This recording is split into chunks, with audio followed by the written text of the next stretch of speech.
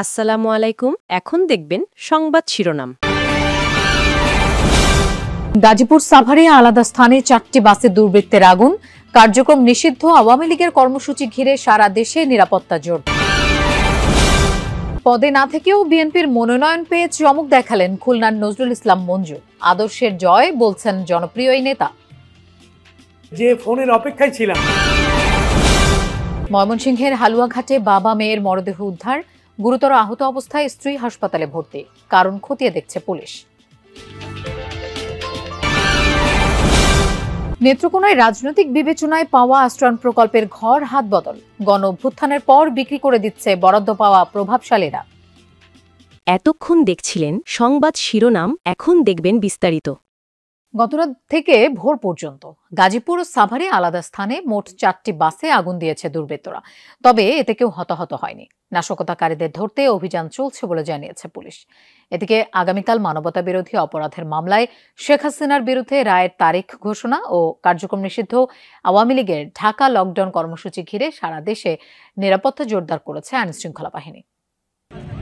গাজীপুরের ভোগড়া বাইপাস এলাকায় রাস্তার পাশে রাখা ছিল ভিআইপি পরিবহনের একটি বাস। ভোরের দিকে বাসটিতে আগুন দেয় দুর্বৃত্তরা। খবর পেয়ে ঘটনাস্থলে গিয়ে আগুন নেভায় ফায়ার সার্ভিস। তবে এরই মধ্যে সম্পূর্ণ পুড়ে যায় গণপরিবহনটি। জেলার শ্রীপুরের বেড়াইদের চালা এলাকায় ভোরের দিকে আরও একটি বাসে অগ্নিসংযোগ করে দুর্বৃত্তরা। এর আগে কালিয়াকৈর নবীনগর সড়কের চক্রবর্তী এলাকায় একটি মিনি বাসে আগুন দেয়া হয়। নিয়মিত হল পার্টির পাশাপাশি চেকপোস্টের কার্যক্রম পরিচালনা হচ্ছে। আমরা চাই জনগণকে স্বস্তি দিতে, জনগণ যেন স্বস্তির মধ্যে থাকে, কোনো ধরনের আতঙ্ক, কোনো ধরনের কোনো নাশকতা, এই ধরনের পরিস্থিতির জন্য উদ্ভব না হয়, এই জন্য আমরা সর্বোচ্চ সতর্ক রয়েছি। সাভারেও নাশকতা হয়েছে। আশুলিয়ায় সরকার মার্কেট এলাকায় নারী ও শিশু হাসপাতালের সামনের রাস্তায় বাস রেখে ভেতরেই ঘুমিয়েছিলেন চালক। ভোরের দিকে আগুনের তাপে ঘুম ভাঙে তার। কোনো রকমে বাস থেকে লাফিয়ে প্রাণে বাঁচেন তিনি। জড়িতদের ধরতে পুলিশের অভিযান চলছে। দেখি আগুনের তাপ আসে আমার গায়ে লাগছে, আমি চোখ খুলে দেখি পুরা গাড়ি আগুন। এই একটা গাড়ি আমার সামনে চলে। ব্রাহ্মণবাড়িয়ায় আগুন দেয়া হয়েছে গ্রামীণ ব্যাংকের একটি শাখায়। গত মধ্যরাতে বিজয়নগর উপজেলার চান্দুরা শাখায় এই ঘটনা। এতে পুড়েছে বেশ কিছু গুরুত্বপূর্ণ নথিসহ আসবাবপত্র। ওই পাশে একটা চেয়ার আছে, প্লাস্টিকের চেয়ার, যেটা আমাদের অফিসের না বা আমাদের মেসেরও না। তো ওই আমার কাছে মনে হচ্ছে যে ওই পাশের পার হয়ে আসছে ওই প্লাস্টিক চেয়ারের উপর দিয়ে। এদিকে বৃহস্পতিবার মানবতা বিরোধী অপরাধ মামলায় শেখ হাসিনার বিরুদ্ধে রায়ের তারিখ ঘোষণা ও কার্যক্রম নিষিদ্ধ আওয়ামী নেতাকে দল থেকে অব্যাহতি দেয়ায় 5 শতাধিক নেতাকর্মীর পদত্যাগ। প্রায় 4 বছর আগে এমন নজিরবিহীন ঘটনার সাক্ষী হয়েছিল খুলনাবাসী। বিএনপির তৎকালীন খুলনা মহানগর সভাপতি ও বিভাগীয় সাংগঠনিক সম্পাদক নজরুল ইসলাম মঞ্জুকে অব্যাহতি দিয়েছিল বিএনপি। এবার নির্বাচনে তার উপরই আস্থা রেখেছেন দলের ভারপ্রাপ্ত চেয়ারম্যান তারেক রহমান। দলের পদে না থেকেও মনোনয়ন পাওয়াকে আদর্শের জয় হিসেবেই দেখছেন মঞ্জু।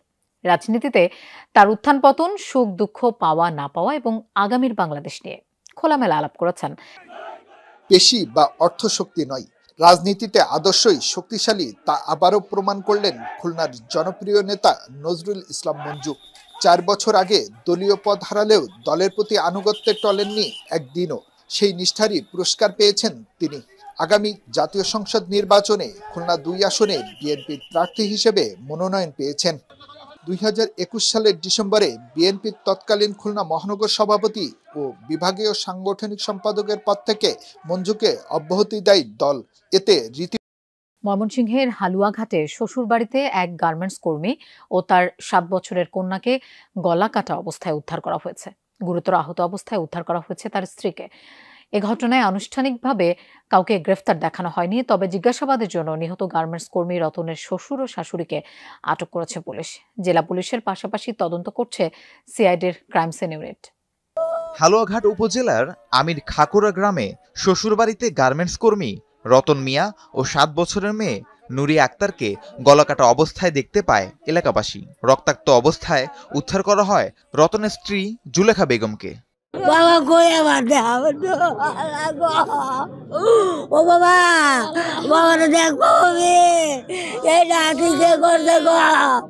খবর পেয়ে ঘটনাস্থলে পৌঁছে একটি ধারালো অস্ত্র, খালি বিষের বোতল এবং রতন মিয়ার লেখা সুইসাইড নোট ও বিয়ের কাগজপত্র উদ্ধার করে পুলিশ। তবে স্বজন ও স্থানীয়দের ধারণা এটি একটি পরিকল্পিত হত্যাকাণ্ড। দুলালি মারছে, দুলাটা তারা কেউ মারছে না। আগে মেয়েটা মারছে না, মেয়ে কয়ে দিব, আমার নাতিরে কয়ে দিব, মেয়েটা মারছে। আমার ছোট ভাই তো কালকে রাত্রে এই জায়গায় আইছে, এখন আওয়ার পরে এখন হেরা যে কি করছে তো জানি না। আহত স্ত্রী জুলেখা বেগম প্রায় 2 বছর ধরে দুবাইয়ে গৃহকর্মী হিসেবে কাজ করছিলেন। সম্প্রতি জুলেখা বেগম ছুটি নিয়ে দেশে ফেরেন। আজকের ফ্লাইটেই তার দুবাই ফেরার কথাও ছিল। তবে স্বজনরা জানায় স্ত্রীর দুবাই যাওয়ার বিষয়ে রাজি ছিলেন না রতন মিয়া। এ নিয়ে স্বামী স্ত্রীর মধ্যে বিরোধ চলছিল। পুলিশ বলছে তদন্ত শেষে জানা যাবে এটি হত্যা, আত্মহত্যা নাকি পরিকল্পিত ঘটনা। পারিবারিক বিরোধের কারণে ঘটনা ঘটে থাকতে পারে বলে আমাদের ধারণা, এবং আমরা আনুষঙ্গিক বিষয়গুলো আমলে নিয়ে তদন্ত করছি। আমরা খুব শীঘ্রই বের করে ফেলবো কারা ঘটনার সাথে জড়িত। এরই মধ্যে সিআইডির ক্রাইম সিন ঘটনাস্থল পরিদর্শন করেছে। মরদেহ দুটি ময়নাতদন্তের জন্য পাঠানো হয়েছে ময়মনসিংহ মেডিকেলের মর্গে।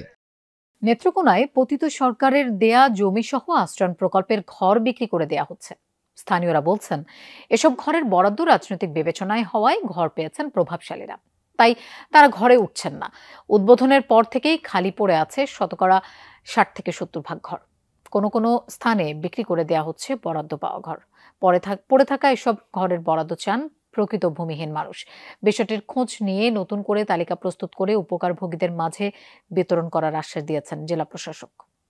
যে ঘরটি হওয়ার কথা ছিল অসহায়দের আশ্রয়, সেখানে জায়গা করে নিয়েছে ক্ষমতার দাপট আর টাকার প্রভাব।